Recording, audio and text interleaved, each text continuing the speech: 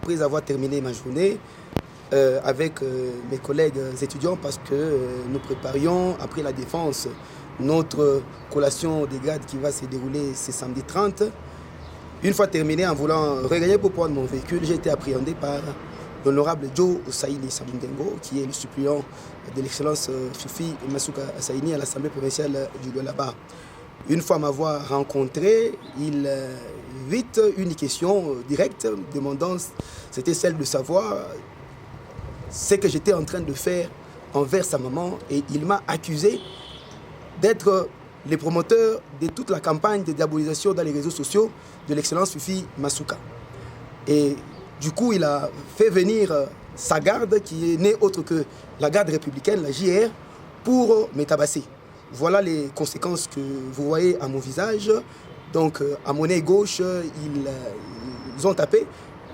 Ils m'ont vraiment traumatisé jusqu'à m'emmener dans son véhicule parce qu'ils voulaient m'emporter je ne sais où.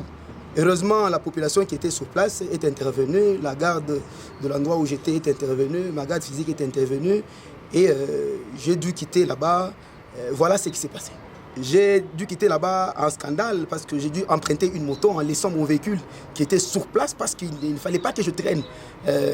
La garde s'est préparée à tirer sur moi sous l'ordre de l'honorable Joe Saini, et la population en est témoin.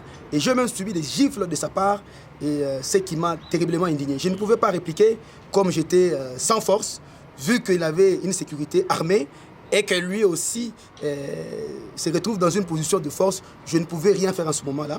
Et le matin, j'ai dû saisir la maison civile du chef de l'État pour lui faire part de la situation, savoir est-ce qu'un honorable député est autorisé à avoir une garde républicaine à sa charge.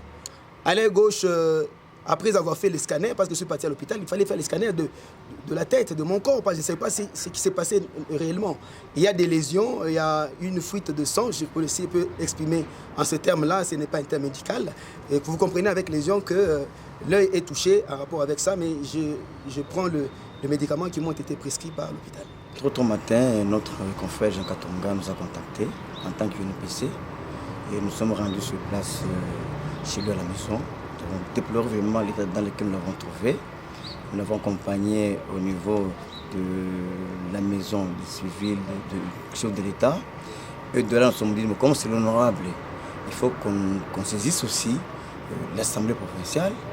Nous avons pris rendez-vous avec le vice-président, parce que le président était en voyage. Il nous a reçus, accompagnés du rapporteur, l'honorable Gaston Bouchid, qui ont aussi effectivement déploré l'état dans lequel notre collègue se trouve jusqu'à présent. Et de là, bon, on a échangé avec eux et aussi à leur tour, ils ont cherché à rencontrer l'honorable Dio Saini, mais curieusement son téléphone il ne répondait plus, ça sonnait maintenant fermé. Mais pourtant le matin, il a pu échanger avec le président de l'Assemblée. Il lui a dit que voilà l'acte que j'ai commis hier soir auprès de Jean Katonga, le journaliste.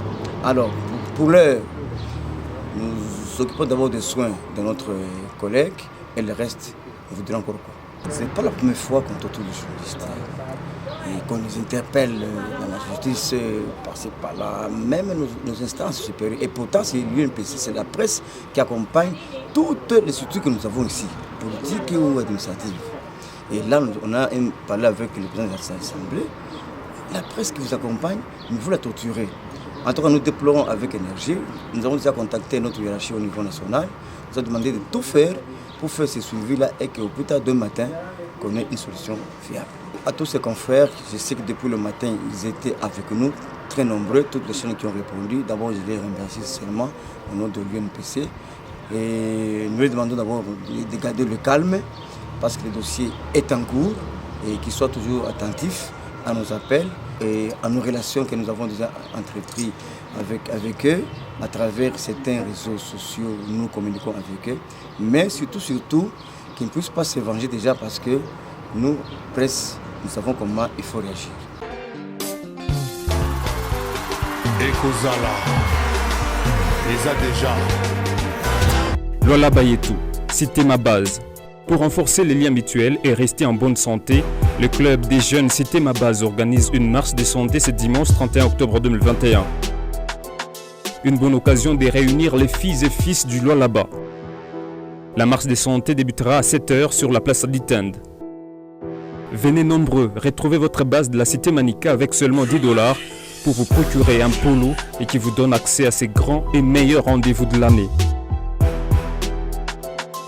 Pour toute réservation, contactez les 099 50 40 000 ou les 099 83 41 549.